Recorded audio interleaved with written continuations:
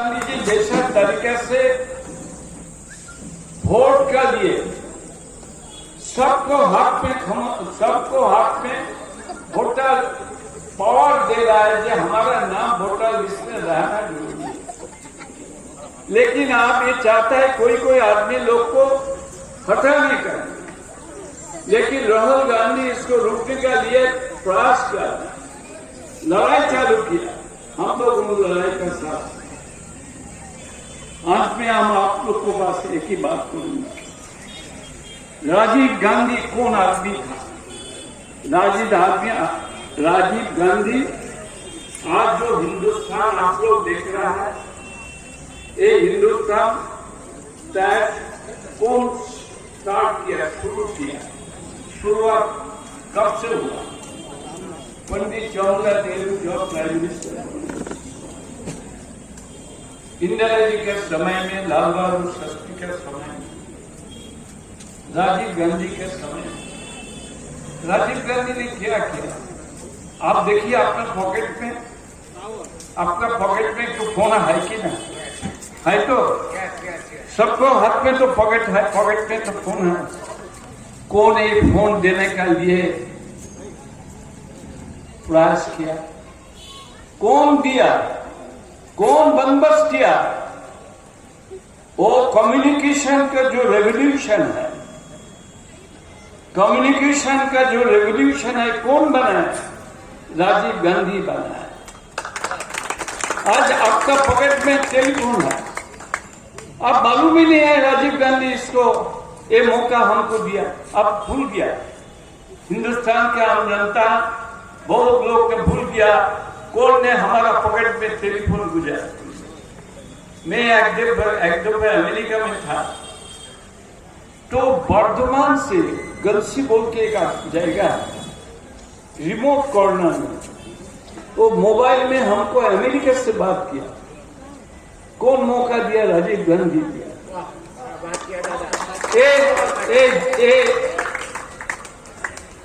हमारा पीछे जो खड़ा है, ये तो कभी कभी लंदन में रहता है, मैं तो मोबाइल से इनके साथ बात करता है। कौन मौका दिया हमको? राजीव गांधी दिया, और हम लोग उसको भूल गया। और मोदी जी बोलते हैं राजीव गांधी कुछ नहीं किया। अरे तो कौन किया? दोस्तों, इसीलिए कांग्रेस को फिर आप ले आइए, बंगाल के भी कांग्रेस को ले आइए। कांग्रेस छोड़ के हिंदुस्तान चलेगा नहीं। एक कान खुला करके सुन लीजिए, टीएमसी की जो बोलना बोलने दो। टीएमसी हमारा बंगाल को कहां लेके जा रहा है आप सब लोग को मालूम है। इतने करप्शन आप कभी नहीं देखा। मेरा 50 इयर्स पॉलिटिक्स हो गया, 50 साल पॉलिटिक्स हो गया, लेकिन इतना गंदा काम कभी नहीं सुना। नौजवान आदमी का नौकरी चला गया, नौकरी नहीं मिलता है, अस्पताल जाइए आपको बेड नहीं मिलेगा, कुत्ता घूमता रहे और बिल्ली घूमता रहे। ये कौन बना तैयार हुआ? इसको खिलाफ के लिए आप लोग लड़ाई नहीं करेंगे? कौन लड़ाई करेगा? कांग्रेस से लड़ाई करेगा। कांग्रेस के साथ रहिए भैया, देश को रखिए, बंगाल को अटूट रखिए। बंगाल को एक रखने का लिए कांग्रेस का जरूरी है। ये दोनों बात आप लोग को पास हम रख दिया है। आपका मन में आप पूछ लीजिए, आपका दिल को आप पूछ लीजिए, कौन पार्टी हमारा देश को रक्षा करेगी? आपको अच्छा लगे तो कांग्रेस के साथ रहिए, नहीं अच्छा लगे तो बीजेपी के पास जाइए, तृणमूल के पास जाइए। लेकिन एक बात हमारा सुन लीजिए, हमारा एक बात कान खुला करके सुन लीजिए। नौजवान का जो हमारा उस सामने काला शर्ट पढ़ के खड़ा हुआ है, वो नौजवान का भविष्य आप लोग तैयार करने चाहता है, जिसका उम्र है 20 साल 25 साल 30 साल इसका जीवन तय करने चाहता है तो कांग्रेस को वापस ले आइए, नहीं तो इनका भविष्य, इनका फ्यूचर डार्क हो जाएगा, अंधेरी हो जाएगा। दोस्तों, ये दोनों बात आप लोग को पास में रखना है। आप अभी अपना मन में विचार कर लीजिए क्या करना क्या नहीं करना। Thank you. अमित शाह ने अन्याय किया, ये शायद हटाना चाहिए। ये ब्लैक एक्ट है, ऐसा हम लोग सपोर्ट नहीं करेंगे। राहुल गांधी का यात्रा बहुत ज्यादा वो राहुल गांधी जो यात्रा कर रहा है हिंदुस्तान को बदल करेंगे, हिंदुस्तान के नया हिंदुस्तान बनाएंगे, नया हिंदुस्तान बनेंगे। तरमीम करके पेश कर रहा हूँ कि शिद्दत कलकत्ता, अरे बाबा, शिद्दत कलकत्ता, अरे बाबा, फिर वही हम, फिर वही जलवाचोरी। दोस्तों, आज एक मौसम दिखा रहा था कि बारिश हो। इससे पहले भी प्रोग्राम किया, लाडला के ड्रैगन, उस दौर भी यही माहौल था, बारिश होगी। मगर जब अल्लाह मेहरबान होता है तो कहीं ना कहीं पहलवान होता है।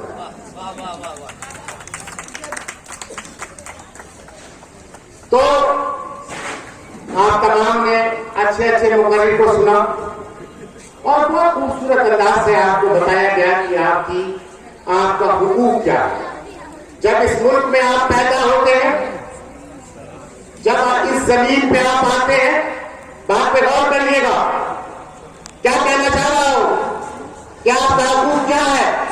आप जिस दिन इस जमीन पे आते हैं, यहाँ आपका बुनियादी हकूक होता है, आपका बुनियादी हकूक होता है। बुनियादी हकूक क्या है कि आपको ह्यूमन राइट्स मिले, बुनियादी हकूक क्या है कि आपको मेडिकल मिले, बुनियादी हकूक क्या है कि आपको पढ़ाई मिले, बुनियादी हकूक क्या है कि आपको अच्छी आबोहवा मिले, बुनियादी हकूक क्या है कि आपको एजुकेशन मिले, मेडिकल मिले, आबोहवा मिले। बुनियादी हकूक क्या है कि आप अपना सरकार चुने। ये आपकी बुनियादी हकूक है। मैं खड़ा होकर बोल रहा हूं, मेरा भी हकूक है, आपका भी हकूक है। इस तमाम को एक बहुत बड़ी ताकत देता है कि आप अपनी बुनियादी हकूक किससे करवाइए। यानी आप अपना ये तमाम चीज, जितनी बातें मैंने की है जिंदगी जीने के लिए, ये तमाम मोटी मोटी चीज आपको जरूरत है। जैसे क्या कि अच्छा आबोहवा, जैसे क्या एक अच्छा पानी, जैसे क्या कि अच्छा आपको समाज मिले, जैसे क्या कि आपके पास आपको एजुकेशन मिले, जैसे क्या आपको मेडिकल मिले, जैसे क्या आपको पूरी आजादी मिले। इन तमाम को मिलने के लिए आपको एक रबर चुनना होगा। चलिए अल्फाज वापस लेता हूं, रबर को हटाता हूं, एक नौकर चुनना होगा आपको जो आपके लिए काम करेगा। और संविधान ने, आईन ने, दस्तूर ने वो ताकत आपके अंदर एक उंगली में दी। किसमें दी है? एक उंगली में दी है। वो उंगली की ताकत देखिए। अंबानी, अदानी, बिरला, चलिए कलकत्ता आइए, गोइंका, कितने पैसे वाले हैं। मगर यहां बैठा हुआ है चचा, यहां बैठी हुई मेरी बहनें, यहां बैठे हुए हमारे भाई, यहाँ पर मजदूर जो लोहा उठा रहा है, वहां जो टायर का काम कर रहा है, ये तमाम कोई हैसियत नहीं रखते, मगर ताकत संविधान आप दोनों को एक देता है। वो क्या है? वो आपका वोट है। चाहे अंबानी हो, चाहे आप हो, आप दोनों बराबर है। आप अपना नौकर चुनते हैं। मगर मुझे अफसोस होता है, बड़ी बड़ा चार्जर ने यहां से खड़े होकर कहा कि ये लंदन से मुझे कॉल करता है, टेक्नोलॉजी के बारे में आपको बताया कि टेक्नोलॉजी क्या है, कि हम दुनिया के अलग हिस्से में बैठे हैं, एक हिस्सा यहाँ है, आप देख रहे हैं तमाम मोबाइल लगा हुआ है, मेरी बातें पूरे पूरे जहां तक लोग देख रहे हैं वहां तक पहुंच रही है, दुनिया के जहां पर इंटरनेट है वहां तक मेरी बात पहुंच रही है। ये है टेक्नोलॉजी। ये टेक्नोलॉजी का नाम किसका था? वो सबसे यंगेस्ट प्राइम मिनिस्टर था जिसका नाम राजीव गांधी था। आपको बताया कि मैं लंदन से बात कर रहा था। दोस्तों, मैं लंदन से बात कर रहा था। बात पे गौर करिएगा, क्या अल्फाज है।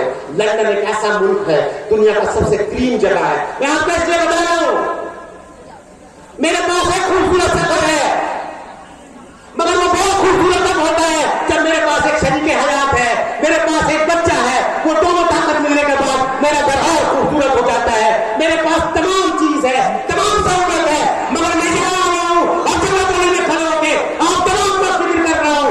क्यों कर रहा हूँ ये एहसास करिएगा।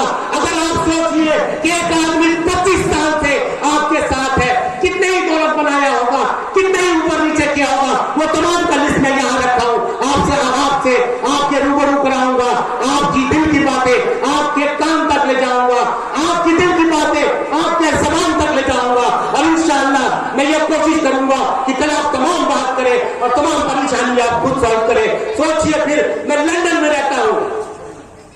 एक आदमी कामयाब होने के बाद एक मुल्क से दूसरे मुल्क में जाता है। मैं कामयाब मुल्क छोड़ के आपके पास, मैं दुनिया में कामयाब मुल्क छोड़ के आ रहा हूं। 1000 में देता है। मैं आज चाहूं आप भी विश्वास कर ले लो। फोन करके आएंगे। मैं कितने ही हसन से जाता हूं। मैं अमेरिका का वीजा अप्लाई करने जाता हूं, मुझे फिंगरप्रिंट दो। आप भी तो फोन किए हैं ना। मैं यूरोप जाता हूं, बोलता फिंगरप्रिंट दो। मैं कल जाऊंगा, बोलेंगे ब्रिटिश पासपोर्ट दो, बोलो ज़ैद अनवर वेलकम। क्या बोलेगा? ज़ैद अनवर वेलकम। मगर मैं उसे रिजेक्ट करके आपके पास आने की कोशिश कर रहा हूं, आपके करीब आने की कोशिश कर रहा हूं, आपका नौकर बनने की कोशिश कर रहा हूं। और परवीन शाकिर साहिबा का एक शेर है, उर्दू का एक अल्फाज है, मादरे वतन। मादरे वतन। मैं आपसे ये अल्फाज क्यों शेयर कर रहा हूं कि मेरे अल्फाज को पकड़ा जाएगा, तोड़ा जाएगा, मरवा जाएगा, कल कुछ और लिखा जाएगा, मगर उर्दू का एक अल्फाज है, मादरे वतन। मादरे वतन के माने आता है ये ज़मीन मेरी माँ है। बहुत अच्छी स्कॉलर यहाँ बैठी है, शमा अफरोज साहिबा। साथ साथ मेरा छोटा भाई अशफाक भी यहाँ है। मैं तारीफ चाहता हूँ, मादरे वतन के माने आता है कि ये जमीन मेरी माँ है, और मुझे फख्र है कहने पे कि ये बंगाल मेरी माँ है। फिर सोचिएगा बंगाल क्या कह रहा है, एक माँ होने के नाते बंगाल क्या कह रहा है कि वो कहीं भी गया, चाहे लंदन हो अमेरिका, चाहे लंदन हो अमेरिका, वो कहीं भी गया, लौटा तो मेरे पास आया। वो कहीं भी गया, लौटा तो मेरे पास आया। बस यही अच्छी बात है मेरे बेटे। तो मैं कोशिश आपके साथ करता हूं कि आपके दिल की बात, आपके जबान का खत्म हो जाता है। अरे 9 मिनट हो गए। हमारे बीच बहुत बड़े मुकर्रर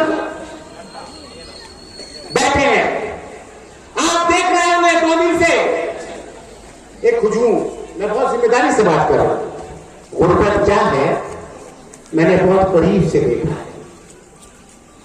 आप तमाम से बहुत जिम्मेदारी से कह रहा हूं।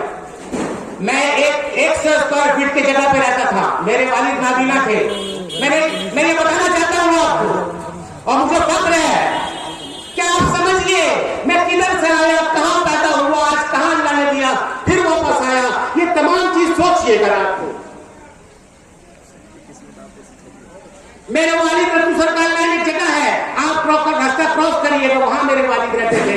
मेरी अम्मा से शादी हुआ, हम 10 भाई बहन हैं, अब्बा मिला के हम लोग 12 हैं। अल्हम्दुलिल्लाह छोटे से कमरे से पढ़ा लिखा, कोशिश किया, मेहनत किया, हलाल किया, यहाँ पहुंचे हैं। आपसे बात करें, ये तमाम चीज आपको ज़हन में रखना होगा, तब मेरी आगे बात समझिएगा। मैंने अभी कहा कि लक्की भंडार यहाँ चल रहा है, गरीबी क्या है ये समझना आपके लिए जरूरी है। यहां जितने भी लोग खड़े हैं, गरीबी क्या है, भूख क्या है। भूख जबान सिखा देती है, भूख पत्थर खा जाती है, पत्थर खा जाती है, भूख की ये ताकत है। सोचिए गरीबी क्या है कि मैं टीवी पे देख रहा हूँ, मैं सोशल मीडिया पे देख रहा हूँ, एक हुजूम लगा हुआ है, लकी भंडार किया जा रहा है। बहुत अच्छी बात है, गरीबी इस अंदाज से खत्म हो, बहुत अच्छी बात है। मगर एक पढ़े लिखे इंसान की बात आपको बताता हूं,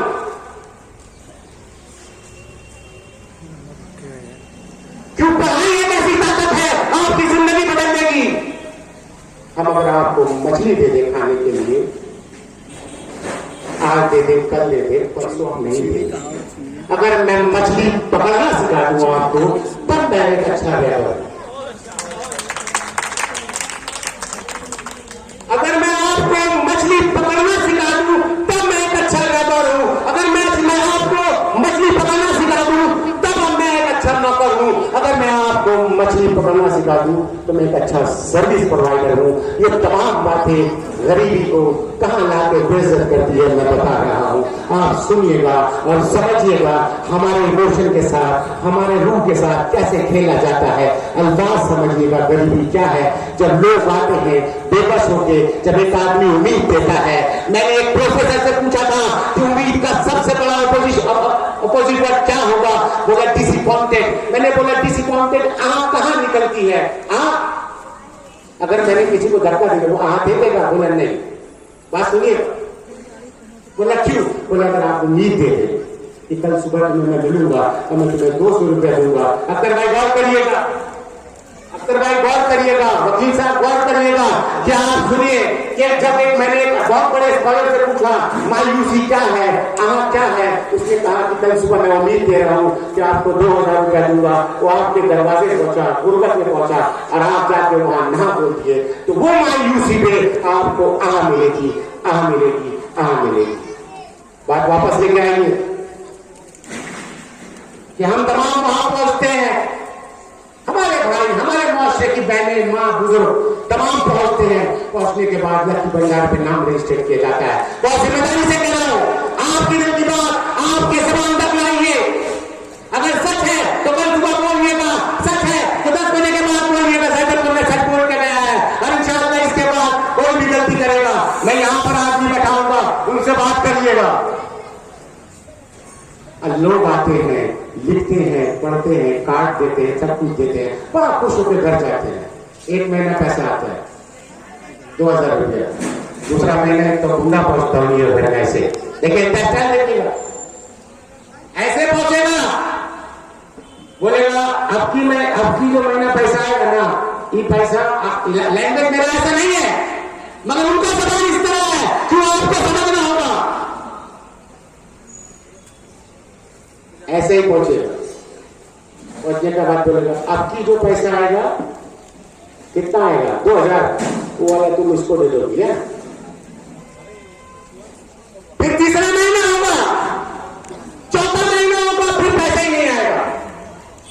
अगर सच है तो मेरे सामने, मैं यहां से बोल के जा रहा हूं, सच है तो टीएमसी वालों चार्ज नहीं है, कल एक मंच करना और यहां से खड़े होकर लोगों से दवाई दिलवाना। फिर 5 महीने आपको पैसा नहीं मिलेगा, फिर अगला महीना फिर 2000 रुपया मिलेगा। चलिए बात ऐसे कर दीजिए कि चलिए मैडम पैसा दे रही है, ममता बनर्जी साहिबा, मगर बीच में कुछ घबला है तो चोर कौन है? अरे सिंपल लॉजिक है, चोर कौन है, किसके काम से पैसा यहाँ आता है?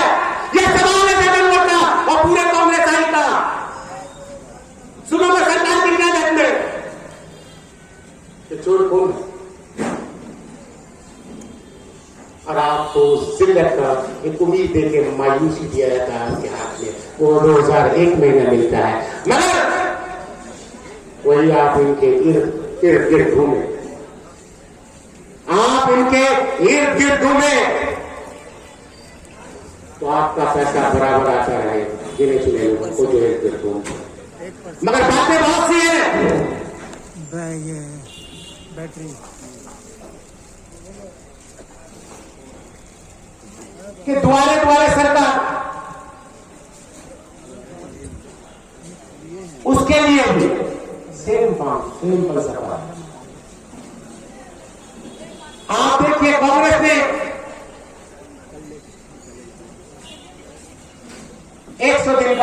कांग्रेस का ये देश है?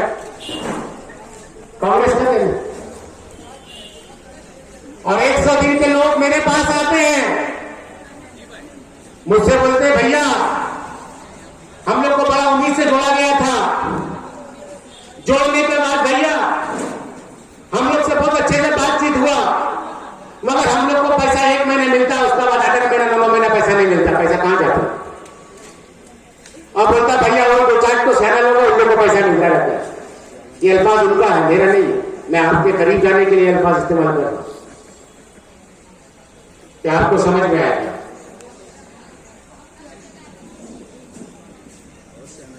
तो ये जिम्मेदारी कौन लेगा? आपने कितना ही ख्वाब दिखाया, कितना ही बात की, इसका जिम्मेदारी कौन लेगा?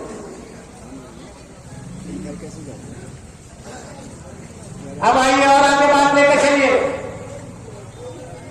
हमारे इलाके में, हमारे मुआशरे में हम लोगों ने ऐसा माहौल बना दिया है कि हमारे नौजवान को कुछ नहीं है, बस पार्किंग लगा दे।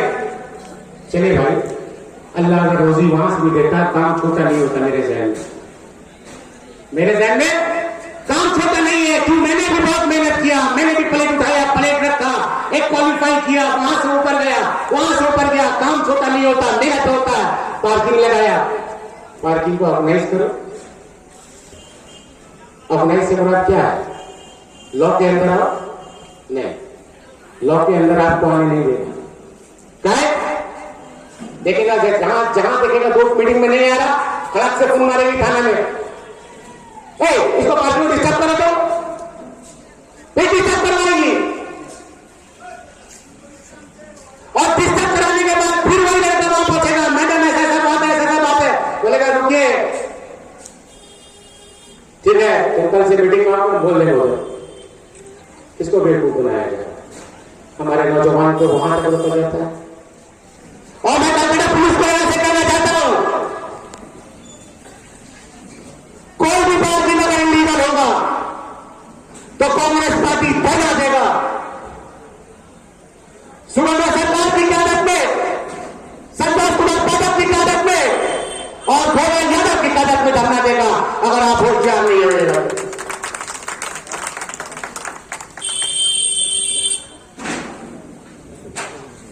अब आइए, आप अच्छे से अच्छे घर पहुंच जाइए। अपार्टमेंट में आपको 6,000 से 8,000 में घर मिल जाए। 6,000 में मैक्सिमम।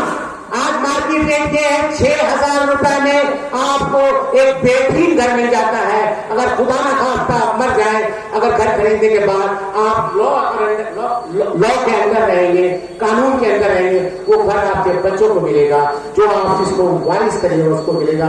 ये तमाम लॉस को प्रोटेक्ट करके आपको 6,000 में घर मिल जाएगा। मगर हमारे मुआशरे में बात गौर करिएगा, हमारे मुआशरे में एक ऐसा माहौल बनाया जाता है और जितने भी काम होते हैं लॉ के बाहर होते काम होते हैं। फिर आप बोलते हैं कि भैया यहां घर ले लिया था, जोड़ जाड़ के बच्चे का शादी का था, बेटी का शादी का था, जोड़ जाड़ के तो घर ले लिया 8 लाख 10 लाख में। देखिए ना, अभी पुलिस तोड़ दे रहा, उसको पता ही नहीं कॉर्पोरेशन क्या है, उसका अल्फाज होता पुलिस तोड़ दे रहा। मगर यही बिल्डिंग जब बन रहा था तो सरकार कहां से हुई थी? आपको आगाह क्यों नहीं दिया जाता? आपको बताया क्यों नहीं जाता? क्या आपका क्या हुकूक है? क्या आप क्या लीजिएगा? आपको इन तमाम चीज से फेस करना पड़ेगा। और पूरे इलाके में और खास करके जन्नतपुरी में मैं बहुत जिम्मेदारी से कहता हूं कि वो तमाम काम में लीगल होगा, चाहे शक्ल बिल्डिंग का हो, चाहे किसी अंदाज में हो। आप देखिए, अभी एक बिल्डिंग बनेगा, आप तमाम जोड़ के पूरी जिंदगी का पैसा देके जगह लीजिएगा और फिर उसी बिल्डिंग को तोड़वाने के लिए वो बजाएंगे। एकदम पूरा एक सर्कल है कि मेरे नीचे से जाएंगे, फिर तोड़वाएगी, फिर रुकवाया जाएगा, फिर आप सोचिएगा अरे ये तो ये तमाम चीज उनके नॉलेज में होता है और आपको हमेशा बेवकूफ बनाया जाता है, हमेशा बेवकूफ बनाया जाता है। ये तमाम से आपको आगाह हो।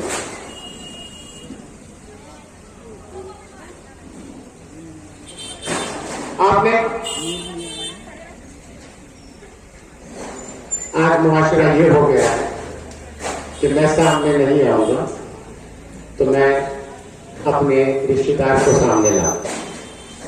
देखिए 6-7 लोगों ने सुना है चेस का गेम होता है, बादशाह हर चाल चाल नहीं चलता, पहले प्यादा बोल रहा।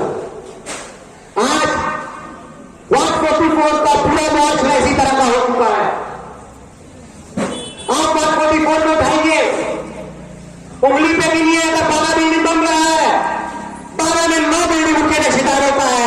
जो आज यहाँ प्रेसिडेंट काउंसिलर साहब है उनका 12 बिल्डिंग में उनका शेयर है और 3 में अगर किसी और का शेयर है तो उसका भी कहीं ना कहीं उनका भी उनका भी शेयर है। ये पूरा एक माफिया है, पूरा एक नेक्सस है जो पूरे रियल एस्टेट में घुस के तमाम इलीगल बिल्डिंग बना के और एक पैसा गरीब को चूस के आप निकालती हैं और फिर उसी बिल्डिंग को तोड़वा के फिर गरीब को अपने दरवाजे पर खड़ा करती है। मैं अपने नौजवानों से कहना चाहता हूं, अगर तुम इतनी इज्जत अपनी मां बाप का कर लेते जितना तुम दादा और बीवी का करते हो तो कहीं ना कहीं जन्नती कहला जाए। आप सोचिए, दादा आएगा ऐसा खड़ा हो जाएगा, चोरी का नकल पड़ा, ऐसा खड़ा हो जाएगा लग रहा चोरी का नकल पड़ रहा है। अरे ऐसा आगे पीछे करेगा, दादा दादा दादा दादा, उसको पता नहीं दादा फिर गेम करेगा इलेक्शन आने से पहले।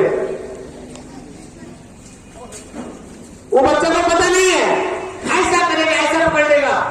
अपने बाप की इतनी इज्जत नहीं किया कभी कभी जिंदगी में, मगर दादा को एक ना दादा बोला, मैं यकीन करने वाली अपने बाप को इतनी इज्जत देता तो यकीन अल्लाह से देता कि हम इस्लामिक परफॉर्मेंस पीछे बात कर रहे हैं।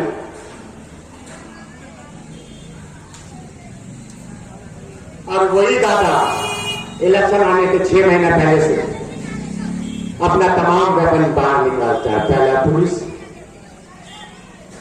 दूसरा कारपोरेशन, और निकालने के बाद इस्तेमाल करके कराता है। और ये तमाम चीज हमारे मुआशरे में होता है। किसी बंगाली मुआशरे में चले जाइए, 2 कदम आगे बढ़िए, उस मुआशरे में चले जाइए। क्यों? वो इंसान नहीं है कि वो अपना हकूक मांगते हैं, पर आप अपना हकूक नहीं मांगते। उनमें ताकत है सवाल करने का, आप में ताकत नहीं है सवाल करने का, और उसी का फायदा उठाता है वो वहां बैठा वो दादा और वो दीदी और वो दादा।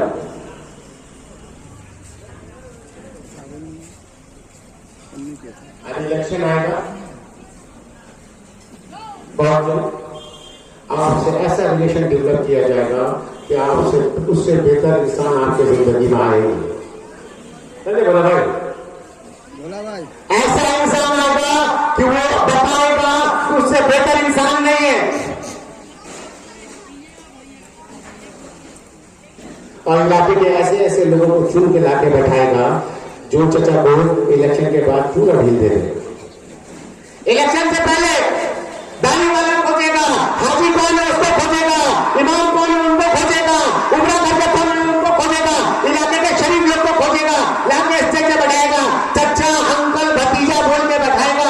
और पूरा बैठाने के बाद ये आपकी सच्चाई बता रहा हूं, ये मेरा जुबान नहीं है, मगर आपके करीब जाने के लिए बात कर रहा हूं।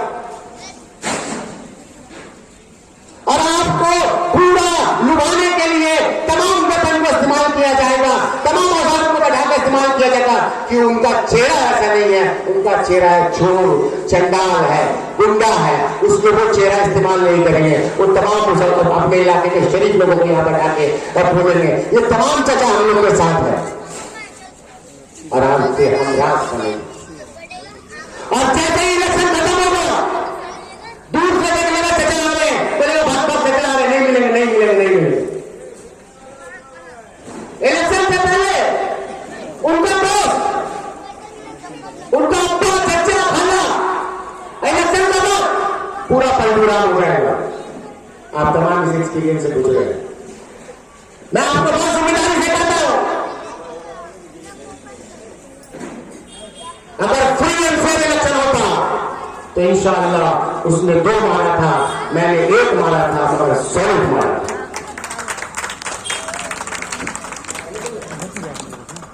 अगर फ्री एंड फेयर इलेक्शन होता कहीं न कहीं आपको मायूसी नहीं होती।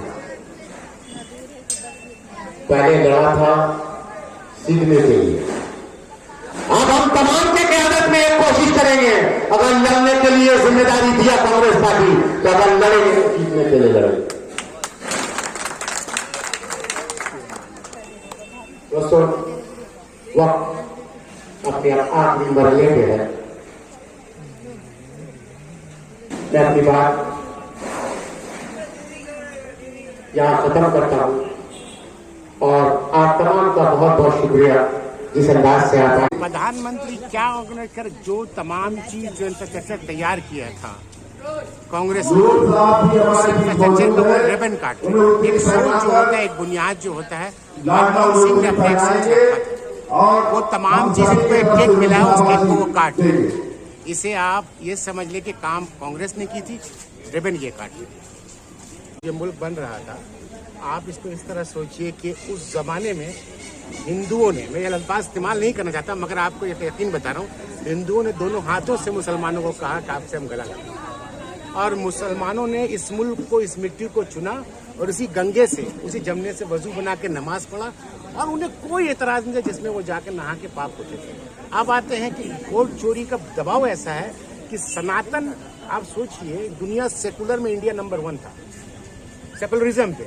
अगर सेकुलरिज्म नहीं होता तो शाहरुख खान गौरी से शादी नहीं करता, अगर सेकुलरिज्म नहीं होता तो क्या नाम है करीना कपूर सैफ अली खान से शादी नहीं करती, अगर सेकुलरिज्म उस जमाने में था तभी तो सुनील दत्त से नरगिस ने शादी की। आप सोचिए कितना बड़ा मैसेज देते आ रहा था हिंदुस्तान पूरे दुनिया को, मगर जब चोरी पे थोपा जाता है, बुलाया था सनातन कि हिंदुस्तान अब हिंदुस्तान हो गया, हिंदुओं का स्थान हो गया, और जब ये लफ्ज कहा जाता है कि ये हिंदू राष्ट्र बना दिया हमने चोरी पे, तो वो तमाम जो हमारे पड़ोसी हैं, चाहे वो नॉन मुस्लिम हो, बंगाली हो, चाहे कोई भी, वो तमाम बोलते हैं कि हम तो इस तरह के नहीं है, तो वोट किसने दिया? ये सवाल जहन में है कि वोट किसने दिया और ये किस तरह हिंदुइज्म बन रहा है। तो ये मुल्क में जो चोरी पे थोपा जाता सनातनी, वो पर्दाफाश हो चुका, और जिस तरह से राहुल गांधी साहब निकले हैं अपने कारवां लेके, और उस कारवां का अंदाज देखिए कैसे बदल रहा है। चाहे कोई हम सफर हो सदियों का, रिश्तों को बदलने में देर कितनी लगती है, चाहे कोई रुक जाए, चाहे कोई छूट जाए, चाहे कोई रुक जाए, चाहे कोई छूट जाए, कारवां को चलने में देर कितनी लगती है। आज देखिए राहुल गांधी साहब आज एक हमारे उलमाओं से ही मुलाकात किया और उससे पहले मंदिर भी गए। तो यही हिंदुस्तान है भाई साहब, बात समझ रहे? तो हिंदुस्तान बदल रहा है और हिंदुस्तान नौजवान है, और राहुल गांधी ने दुनिया को बताया क्या है सच्चाई, और सीना चौड़ा करके बताया। इंग्लिश का एक अल्फाज है black and white. Black and white के माने क्या आता है? जब आपके पास एविडेंस होता है, प्रूफ होता है, आप कोर्ट में ये अल्फाज इस्तेमाल कर सकते हैं। जिस तरह आप जब इंसाफ करेंगे तो आपके पास black and white, that is a paper. Rajiv Gandhi का बेटा अपने वालिद का वो तमाम चीज जो इन्वेट किया था, राहुल गांधी साहब ने वहां से खड़े होकर पूरे हिंदुस्तान को बताया ये चोर है, ये चोर है। मेट्रो का उद्घाटन किया, क्या ये राजनीति चल रही है या फिर? देखिए आपको उद्घाटन करने के लिए देखिए कितने लो प्रोफाइल पे आ गए हैं। आप सोचिए ना, अच्छी बात हुई, चलिए भाई आपने उद्घाटन किया, वेरी गुड, देर आए दुरुस्त आए, बात समझिए। जब क्रेडिट का मामला आता है सबसे पहले कैप्टन आता है, बोलता हमको मेडल दो, बात समझे। जब क्रिटिक सुनने का मौका आता बोलता मैं नहीं हूं। मैंने एक तस्वीर देखी, आज तमाम के तमाम लोग वहां बैठे थे, स्पीकर साहब बैठे थे, हमारे गृह मंत्री बैठे थे, हमारे प्रधानमंत्री साहब बैठे थे, उन तमाम को आपने देखा किस अंदाज से वो कमजोर थे। आज बीजेपी कहीं ना कहीं बैकफुट है, और बैकफुट है एक नौजवान जिसे आप तमाम ने उसके इमेज को खराब करने के कितने ही हजार करोड़ रुपए आपने खर्चा किया, वो अकेला तन्हा खड़े होके पूरे हिंदुस्तान में आपको बैकफुट कर दिया। उसका नाम राहुल गांधी है। अगर आप सेकुलर हैं, मैं इस सरकार से कहना चाहता हूँ, अगर आप बनावटी नहीं है, मुसलमान यहाँ पर 32 से 34% है। मैं मजहबी कार्ड नहीं खेलना चाहता हूँ, मगर जब आप इस्तेमाल मेंबर रसूल का करती हैं, जहां हम पहुंचते हैं, आप वहां दुपट्टा पहन के चली आती हैं, पूरे को बोलती हैं कि जो मुझसे टकराएगा चूर चूर हो जाएगा। तो आज मुसलमान तकलीफ में है। तकलीफ क्या है? उसका शरिया है। शरिया क्या है? उसका हकूक है। उसका हकूक क्या है? उनके आबा अजदाद ने वो तमाम चीज़ यहाँ छोड़ के गए हैं कि फी सबीलिल्लाह के लिए, कि हमारे बच्चे, हमारे यतीम भाई, हमारे आने वाली नस्ल जो यतीम है, कमज़ोर है, उन तमाम को हक मिल पाए। वो उसका नाम है वक्फ। एक लफ्ज़ मैं बताना चाह रहा हूँ, जब उसके बारे में इस बंगाल की सरजमी पे हम उसके आम जमहूरियत के मुल्क में डेमोन्स्ट्रेशन नहीं कर सकते बंगाल के किसी भी हिस्से में, क्यों मैं उनका दुश्मन हो जाऊंगा। इसका मतलब है वोट लेने के लिए ये बंगाल की जमीन का मुसलमान आपका वोट बैंक की राजनीति है, वोट बैंक है, मगर उसके लिए आपने ये नहीं करेगा। आप देखिए 2 दिन कब ISF का क्या नाम है उस बच्चे का, नौशाद सिद्दीकी साहब, वो तमाम वहां निकले, किसके लिए निकला था? मैं बात कर रहा हूँ उस बंदे का, उसको अरेस्ट किया गया। क्यों अरेस्ट किया? हुकूमत किसकी थी? बीजेपी की हुकूमत थी। जो भी इस मुल्क में इस बंगाल में बात करने जा रहा है, जब भी बात करने जा रहा है किसके बारे में, जैसे वक्त के बारे में बात करने जा रहा है, उन तमाम को रोका जा रहा है। क्यों रोका जा रहा है भाई? आप तो बात करती हैं कि आप माइनॉरिटी को लेकर चलेगी, और हकीकत में आप कोशिश कर रहे थे। कोशिश कहाँ है? आपका नहीं देखता। इसका मतलब आप कहीं ना कहीं बीजेपी से मिलेगी, और ये सरकार बीजेपी से मिलकर, RSS से मिलकर बनी। आपको तमाम को अपना वोट खुद देने आई। आपको एक गुंडा डराएगा, आपको एक चिंगड़ा डराएगा, ये तमाम अल्फाज है। ये स्लैंग का लैंग्वेज इसलिए बोल रहा हूँ कि आपके व्यूअर समझ पाए। एक भैया आके आपको डराएगा, एक भैया आएगा इतना शरीफ बन जाएगा आपके सामने आके कि आज उससे बड़ा मोहब्बत और हमराज रखने वाला कोई नहीं है। वो तमाम आके आपसे रिक्वेस्ट करेगा, मगर नहीं, उसके बाद में जाने का नहीं। सोचिए समझिए, ये ताकत जो अंबानी को मिला वो ताकत आपको मिला है। अंबानी की जो हैसियत है इसके मामले में, सोचिए अंबानी कौन है, उसकी और एक रिक्शा वाले की ताकत बराबर है, जिसका नाम वोट है, और उसको सही से इस्तेमाल करें। हो जाते हैं, हम वहाँ भी करते तो हो जाते हैं बदनाम, वो कत्ल भी करते तो चर्चा नहीं होता। यही ममता बेनर्जी राजनीति है। राजनीति का एक पहलू ये है, आप समझिए ना, हम इमोशनल लोग हैं, हम गोश्त खाने वाले कौन है, हम इमोशनल हो जाते हैं।